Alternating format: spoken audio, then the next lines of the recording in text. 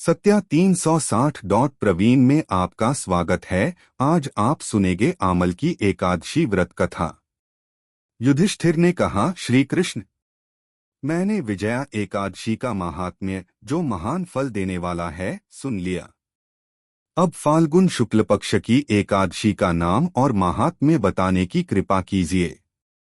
भगवान श्री कृष्ण बोले, महाभाग धर्मनंदन, सुनो, तुम्हें इस समय वह प्रसंग सुनाता हूँ जिसे राजा मांधाता के पूछने पर महात्मा वशिष्ठ ने कहा था। फाल्गुन शुक्ल पक्ष की एकादशी का नाम आमल की है। इसका पवित्र व्रत विष्णुलोक की प्राप्ति कराने वाला है। मांधाता ने पूछा, द्विजश्रेष्ठ, यह आमल की कब उत्पन्न हुई, मुझे बताइए। वशिष्ठ जी ने कहा, महाभाग, सुनो, पृथ्वी पर आमलकी की उत्पत्ति किस प्रकार हुई, यह बताता हूँ। आमलकी महान वृक्ष है जो सब पापों का नाश करने वाला है। भगवान विष्णु के थूकने पर उनके मुख से चंद्रमा के समान कांतिमान एक बिंदु प्रकट हुआ। वह बिंदु पृथ्वी पर गिरा। उसी से आमलकी, आवले का महान वृक्ष उत्पन्न हुआ। यह सभी वृक्षों का आदिभूत कहलाता है। इसी समय समस्त प्रजा की सृष्टि करने के लिए भगवान ने ब्रह्मा जी को उत्पन्न किया। उन्हीं से इन प्रजाओं की सृष्टि हुई। देवता, दानव, गंधर्व, यक्ष, राक्षस, नाग तथा निर्मल अंतःकरण वाले महर्षियों को ब्रह्मा जी ने जन्म दिया। उनमें से देवता और ऋषि उस स्थान पर आए जहां विष्णुप्रिया आमलकी का वृक्ष था। महाभाग, उसे देखकर देवताओं को बड़ा विस्मय हुआ। वे एक दूसरे पर दृष्टिपात करते हुए उत्कंठापूर्वक उस वृक्ष की ओर देखने लगे और खड़े खड़े सोचने लगे कि लक्ष्य पाकर आदि वृक्ष तो पूर्व कल्प की ही भांति हैं, जो सबके सब हमारे परिचित हैं, किंतु इस वृक्ष को हम नहीं जानते। उन्हें इस प्रकार चिंता करते देख आकाशवाणी हुई, महर्षियों, यह सर्वश्रेष्ठ आमलकी का वृक्ष है जो विष्णु को प्रिय है। इसके स्मरण मात्र से गोदान का फल मिलता है। स्पर्श करने से इससे दूना और फल भक्षण करने से तिगुना पुण्य प्राप्त होता है। इसलिए सदा प्रयत्न पूर्वक आमलकी का सेवन करना चाहिए। यह सब पापों को हरने वाला वैष्णव वृक्ष बताया गया है। इसके मूल में विष्णु, उसके ऊपर ब्रह्मा, स्कंध में परमेश्वर भगवान रुद्र, शाखाओं में मुनि, टहनियों में देवता, पत्तों में वसु, फूलों में मरुदगण तथा फलों में समस्त प्रजापति वास करते हैं। आमल की सर्वदेवमयी बताई गई है। आठ विष्णु भक्त पुरुषों के लिए यह परम पूज्य है। ऋषि बोले, अव्यक्त स्वरूप से बोलने वाले महापुरुष, हम लोग आपको क्या समझें, आप कौन हैं? देवता हैं या कोई और? हमें ठीक ठीक बताइए। आकाशवाणी हुई, जो संपूर्ण भूतों के कर्ता और समस्त भुवनों के सृष्टा हैं, जिन्हें विद्वान पुरुष भी कठिनता से देख पाते हैं, वही सनातन विष्णु मैं हूँ। देवाधिदेव भगवान विष्णु का कथन सुनकर उन ब्रह्म कुमार महर्षियों के नेत्र आश्चर्य से चकित हो उठे। उन्हें बड़ा विस्मय हुआ। वे आद्यंतरहित भगवान की स्तुति करने लगे। ऋषि बोले, संपूर्ण भूतों के आत्मभूत आत्मा एवं परमात्मा को नमस्कार है। अपनी महिमा से कभी च्युत न होने वाले अच्युत को नित्य प्रणाम है। अंतर्हित परमेश्वर को बारंबार प्रणाम है। दामोदर, कवि, सर्वज्ञ और यज्ञेश्वर को नमस्कार है। मायाप्ते, आपको प्रणाम है। आप विश्व के स्वामी हैं, आपको नमस्कार है।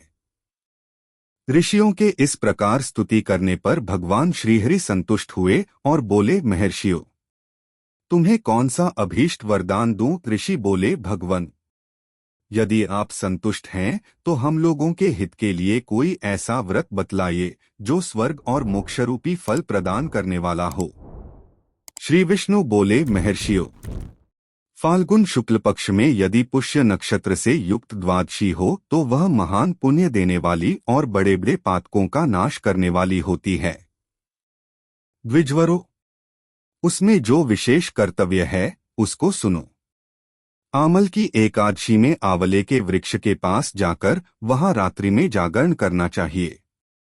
इससे मनुष्य सब पापों से छूट जाता और सहस्त्र गोदानों का फल प्राप्त करता है। विप्रगण, यह व्रतों में उत्तम व्रत है जिसे मैंने तुम लोगों को बताया है। ऋषि बोले, भगवन, इस व्रत की विधि बतलाइए। यह कैसे पूर्ण होता है? इसके देवता, नमस्कार और मंत्र कौन से बताए गए हैं? उस समय स्नान और दान कैसे किया जाता है? पूजन की कौन सी विधि है तथा उसके लिए मंत्र क्या है? इन सब बातों का यथार्थ रूप से वर्णन कीजिए। भगवान विष्णु ने कहा, द्विजवरो, इस व्रत की जो उत्तम विधि है उसको श्रवण करो। एकादशी को प्रातःकाल दंतधावन करके यह संकल्प करे कि हे पुंडरीकाक्ष, हे अच्युत, मैं एकादशी को निराहार रहकर दूसरे दिन भोजन करूंगा। आप मुझे शरण में रखें।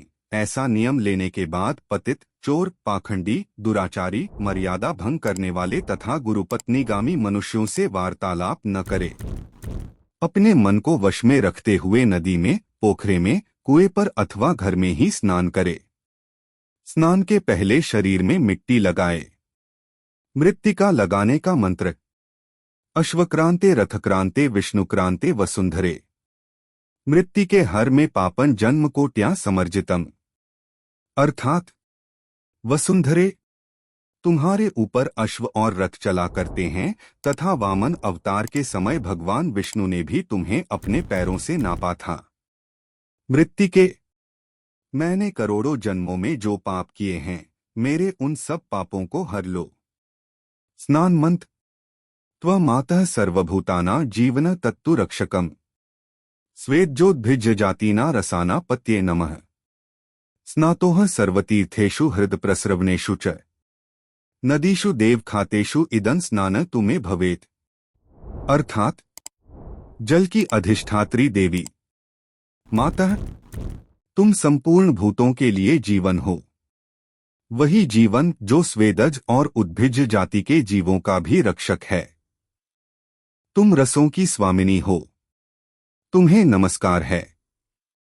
आज मैं संपूर्ण तीर्थों, कुंडों, झरनों, नदियों और देव संबंधी सरोवरों में स्नान कर चुका। मेरा यह स्नान उक्त सभी स्नानों का फल देने वाला हो। विद्वान पुरुष को चाहिए कि वह परशुराम जी की सोने की प्रतिमा बनवाए। प्रतिमा अपनी शक्ति और धन के अनुसार 1 या आधे माशे सुवर्ण की होनी चाहिए। स्नान के पश्चात घर आकर पूजा और हवन करे। इसके बाद सब प्रकार की सामग्री लेकर आंवले के वृक्ष के पास जाएं। वहां वृक्ष के चारों ओर की जमीन झाड़बुहार, लीप पोत कर शुद्ध करे। शुद्ध की हुई भूमि में मंत्रपाठ पूर्वक जल से भरे हुए नवीन कलश की स्थापना करे। कलश में पंचरत्न और दिव्य गंध आदि छोड़ दे। श्वेत चंदन से उसको चर्चित करे। कंठ में फूल की माला पहनाए। सब प्रकार के धूप की सुगंध फैलाए। जलते हुए दीपकों की श्रेणी सजाकर रखे। तात्पर्य यह कि सब ओर से सुंदर एवं मनोहर दृश्य उपस्थित करे। पूजा के लिए नवीन छाता, जूता और वस्त्र भी मंगा कर रखे। कलश के ऊपर एक पात्र रखकर उसे दिव्य लाजों, खीलों से भर दे।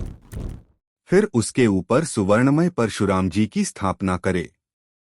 विशोकाय नमः कहकर उनके चरणों की, विश्वरूपिणे नमः से दोनों घुटनों की, उग्राय नमः से जांघों की, दामोदराय नमः से कटिभाग की, पद्मनाभाय नमः से उदर की, श्रीवत्सधारिणे नमः से वक्षस्थल की, चक्रिणे नमः से बाईं बाह की, गदिने नमः से दाहिनी बाह की, वैकुंठाय नमः से कंठ की, यज्ञमुखाय नमः से मुख की, विशोकनिध्ये नमः से नासिका की, वासुदेवाय नमः से नेत्रों की, वामनाय नमः से ललाट की, सर्वात्मने नमः से संपूर्ण अंगों तथा मस्तक की पूजा करे। ये ही पूजा के मंत्र हैं। तदंतर भक्तियुक्त चित्त से शुद्ध फल के द्वारा देवाधिदेव परशुराम जी को अर्घ्य प्रदान करे। अर्घ्य का मंत्र इस प्रकार है: नमस्ते देवदेवेश जानदग्न्य नमोस्तुते। गृहाणार्घ्यमिम दत्तमाम्लक्या युतं हरे। अर्थात देवदेवेश्वर जमदग्निनंदन श्री विष्णु स्वरूप परशुराम जी, आपको नमस्कार है, नमस्कार है। आंवले के फल के साथ दिया हुआ मेरा यह अर्घ्य ग्रहण कीजिए। तदंतर भक्तियुक्त चित्त से जागरण करे। नृत्य, संगीत, वाद्य, धार्मिक उपाख्यान तथा श्री विष्णु संबंधिनी कथावार्ता आदि के द्वारा वह रात्रि व्यतीत करे।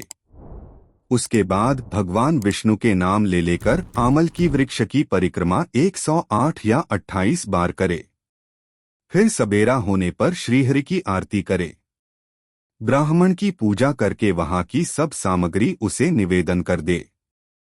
परशुराम जी का कलश, 2 वस्त्र, जूता आदि सभी वस्तुएं दान कर दे और यह भावना करे कि परशुराम जी के स्वरूप में भगवान विष्णु मुझ पर प्रसन्न हो। तत्पश्चात आमलकी का स्पर्श करके उसकी प्रदक्षिणा करे और स्नान करने के बाद विधिपूर्वक ब्राह्मणों को भोजन कराए। तदंतर कुटुंबियों के साथ बैठकर स्वयं भी भोजन करे। ऐसा करने से जो पुण्य होता है वह सब बतलाता हूँ, सुनो।